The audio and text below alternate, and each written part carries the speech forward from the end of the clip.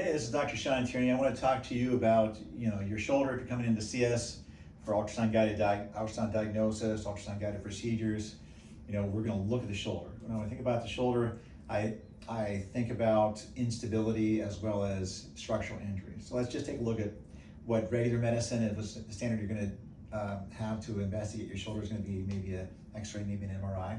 And they're going to be thinking about, is your rotator cuff torn? Is your AC joint arthritic? Do you have an irregular acromion? Is there labrum tears? Is there, what won't be seen on those studies is instability. And we have a little bit better capacity to see some of the structures with ultrasound in different ways than we can with an MRI. So when we look at what we do with ultrasound, we're seeing a little bit more of reality as you move. When I see an MRI, I can't see if your AC joint is coming apart or separating. Sometimes with your clavicle, there's an AC joint is between your acromion, your scapula here, and your clavicle, your collarbone.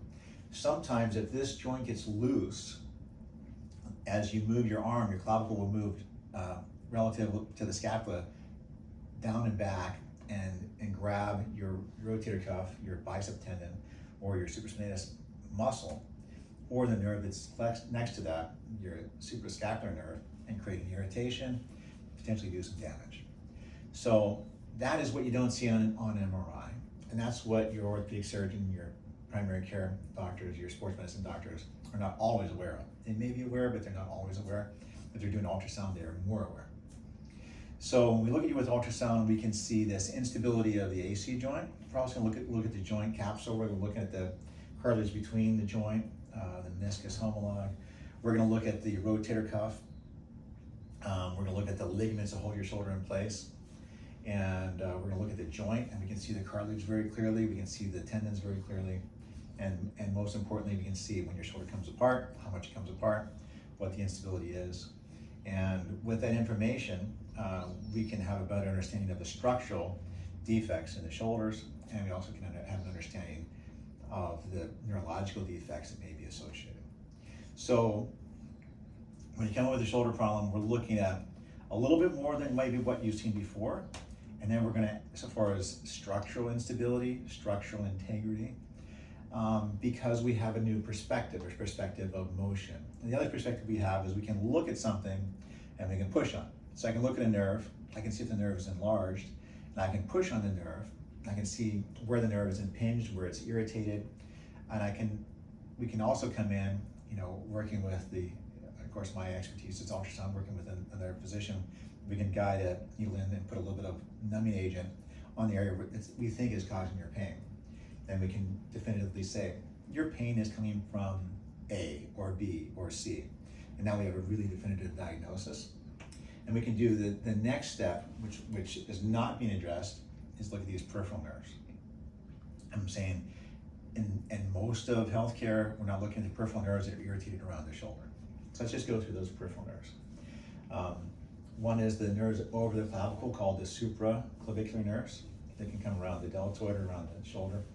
They could be irritated in the neck. They could be irritated because there's extra motion here, and it irritates the nerve as it passes over the AC joint of the clavicle. That'll tend to cause pain in this area. Oftentimes mistaken for a bicep tendon injury. And that'll cause pain when you raise your arm, and it gets even worse when you reach across your body or behind your back. That is more of an AC joint and a supraclavicular nerve problem than it is a rotator cuff problem. So just to be aware of that. The other nerve we'll look at is the axillary nerve. A lot of times the axillary nerve gets irritated underneath the deltoid against the bone, or sometimes in the back. And we're going to look at that axillary nerve. Is it impinged? Where is it impinged? If we think it's impinged, we can just use saline solution to inject around the nerve and push everything off the nerve and take the pressure off the nerve. And that'll tell us diagnostically that nerve is creating the problem. And we may put something in that nerve then to help it heal in the long term if it's required. And then we have another nerve that we think about as well, which is that suprascapular nerve we talked about earlier. So we may have to dissect the suprascapular nerve around the supraspinatus muscle belly, under where it can get impinged by your clavicle, and we can address that as well. Another thing that's easy to do with ultrasound that's a little bit harder with these other modalities, I can go back up to the neck and look at the nerves as they come out of the spine, see if they're impinged, see if they're irritated. We may even treat the nerves in the brachial plexus that are affecting the shoulder.